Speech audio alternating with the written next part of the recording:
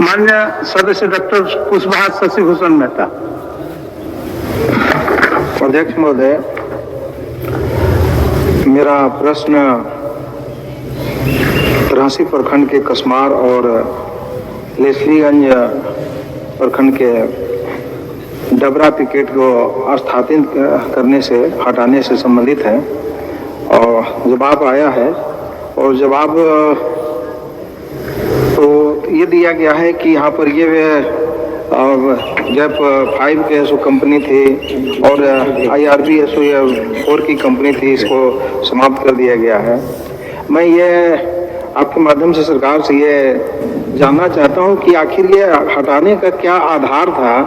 ये 2 पिकेट को जब तरासी थाना से ये कसमार की दूरी या कहिए कि अंतिम जो छोर होता है तरासी थाना का 45 किलोमीटर है, उसको हटा दिया गया। लेस्लीगंज का से दूरी है, डबरा पिकेट की दूरी है करीब हम समझते हैं कि 18 किलोमीटर, उसको हटा दिया गया। लेकिन मात्र ये पदमा के सुविधा में हाट बाजार में पिकेट है, उसको नहीं हटाया गया। और जबकि ये इलाका जो है, जिस इलाके को में हटाया गया है डबरा और ये आपके हैं कसमार को, उस इलाके में नहीं है पुलिस पिकेट हटाने से इस बार करीब लोगों ने करीब 5,000 करोड़ का कहिए कि पोस्ता खेती किया। अब पुलिस पिकेट होने से डर रहता था और उसमें कहीं कोई परेशानी नहीं होती थी और लोग निश्चिंत होकर रहते थे और इस प्रकार से खेती नहीं होती थी। तो मैं आधार जानना चाहता हूँ किस आधार पर यह पदमा को नहीं हटाया गया और जो नक्सल प्रभावित इलाके थे जहाँ पर अशांत रहते थे, थाना से काफी दूरी था, उसको हटा दिया। ये मैं जानना चाहता हूँ। माननीय मंत्री।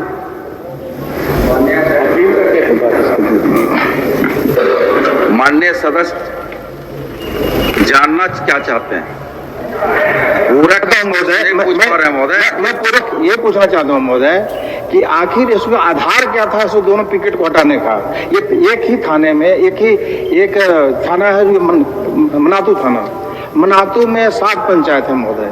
7 पंचायत में मनातू थाना लेकर के 4 पिकेट और मतलब टोटल 7 पंचायत में 5 ये कहें कि ये पिकेट और थाना है, उसमें इसको डिस्टर्ब नहीं किया गया है। सो ये मनातू ये तरह ये को पदमा को और पदमा को न करके जो जंगली इलाका था जहाँ नक्सल प्रभावित इलाके थे, उसको कसमार को हटा दिया गया, डबरा को हटा गया है। ये किस आधार पर किया गया, जबकि हटना चाहिए था पदमा को और इसको छोड़ देना चाहिए था, जिससे कि कानून व्यवस्था में नक्सल प्रभावित क्षेत्र भी नहीं होते और जो अन्य बन खेती बाड़ी होता तो वो भी नहीं होता, लोगों को डर रहता। और अभी हम पता लगाए थे महोदय, ये 45 किलोमीटर दूरी होने के बाद गोविंदी एक इलाका है, तरासी से 45 किलोमीटर दूरी है तरासी थाना से। वहाँ पर पुलिस को अगर कोई घटना घटती है तो जाने में कम से कम 2.5 से पौने 3 घंटा लगता है जाने में पुलिस को। ये मूवमेंट है तो नहीं कर पाता। मैंने उसको कहे हटाया गया है। हाँ, हटाना नहीं चाहिए था, क्यों हटाया गया उसको और उसको स्थापित किया। माननीय मंत्री। माननीय अध्यक्ष महोदय,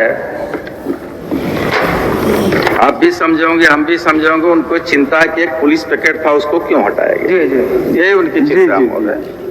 देखिए महोदय, झारखंड पुलिस मुख्यालय के द्वारा और जिले के SSP, SP के समीक्षा उपरांत अगर कोई गतिविधियों को रोकने के लिए आवश्यकता होता है तो पुलिस पिकेट बनाती है महोदय, सेट बनाती है और कार्रवाई करती है महोदय। और जब लगता है कि अब गतिविधियां कम हुई है तो फिर उसको दूसरे जगह भेजा जाता है महोदय, जहां एक्टिविटी ज्यादा बढ़ा हुआ रहता है। तो सामान्य प्रक्रिया है महोदय और सामान्य प्रक्रिया के तहत उस पैकेट को बंद किया गया और केवल उस पैकेट को बंद नहीं किया गया महोदय। राज्य के इस तरह के कुल 66 पैकेट, जो कई चिंताएं भी आती है, पब्लिक कंसल्टिंग से भी चिंताएं आई है कि कोई स्कूल में पोस्ट को डाल दिया गया है, कोई पंचायत भवन में है, तो कई शिकायतें भी आती है कि भाई स्कूल बाधित है, पंचायत भवन बाधित है, सरकारी कोई भवन में वो एडजस्टमेंट है वो बाधित। इस तरह से कई आकलन मूल्यांकन करने के बाद जो राज्य मुख्यालय, पुलिस मुख्यालय उस पर अग्रतर पहल करते हुए उसको आवश्यकता पड़ेगा फिर जाएगा महोदय। जब ये दोनों पिकेट को हटाया जा रहा था तो हम समझते हैं 2-3 दिनों तक ग्रामीणों ने अनिश्चितकालीन धरना दिया, बैठे रह गए पिकेट पर, आग्रह करते रह गए, पुलिस प्रशासन से एसपी साहब से बात करते रह गए। मैं भी वहाँ पर धरने पर गया था, ऐसे डीजीपी साहब से बात हमारी हुई, उन्होंने कहा कि मैं ऐसे भविष्य में इसको ऐसे कंटिन्यू कर दूंगा। तो मैं ये कहना चाहूँगा कि वहाँ की परिस्थिति ऐसी है कि उस डबरा और कसमार को कंटिन्यू करने का जो मुख्यमंत्री से आश्वासन चाहते हैं और ये अगर जरूरी महसूस करें, पुलिस की जरूरी है कहीं, तो पदमा को हटा दिया जाए। पदमा में कोई आवश्यकता नहीं, उसको ऐसे आप समीक्षा करवा लिया, देख लीजिए, पदमा कोई आवश्यकता नहीं है, क्योंकि एक ही यह थाना से करीब 7 किलोमीटर की दूरी पर ऑन रोड है, इसको हटा देने से कहीं कोई परेशानी नहीं थी, लेकिन ये दोनों जगह रहना चाहिए महोदय। ये मैं मंत्री महोदय से आग्रह। माननीय मंत्री जी। अध्यक्ष महोदय, निश्चित तौर पर माननीय सदस्य की जो चिंता है उसको हम लोग समीक्षा करा लेते हैं महोदय, और जहां पर आवश्यकता होगा उस दिशा में हम लोग अग्रतर पहल करेंगे महोदय। ठीक है शशि जी। एक छोटा सा महोदय, ये 45 किलोमीटर दूरी है आपका कसमार का, इसलिए उसको और डबरा को छोड़ दिया जाओ, और समीक्षा करा करके ही पदमा को हटा दिया जाए। हाँ, आ गया बात आपका। माननीय सदस्य प्रदीप प्रसाद जी। खबरों के साथ जुड़े रहने के लिए हमारे चैनल को सब्सक्राइब करिए, शेयर करें और अपनी राय अवश्य दें।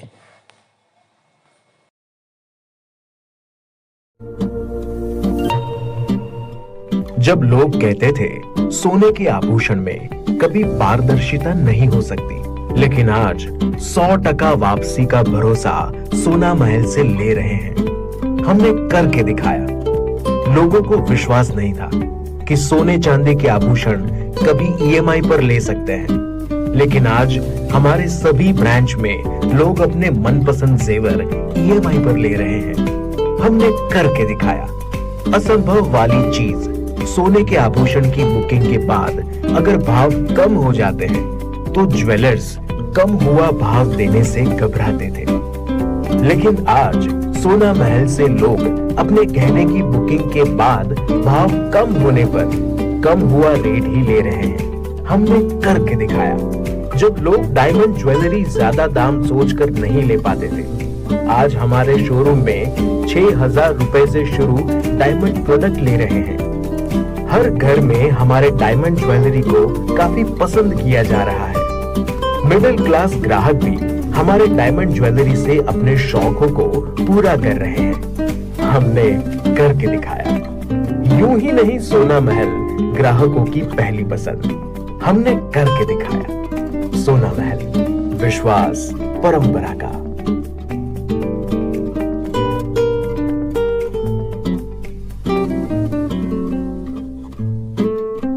खबरों के साथ जुड़े रहने के लिए हमारे चैनल को सब्सक्राइब करिए, शेयर करें और अपनी राय अवश्य दें।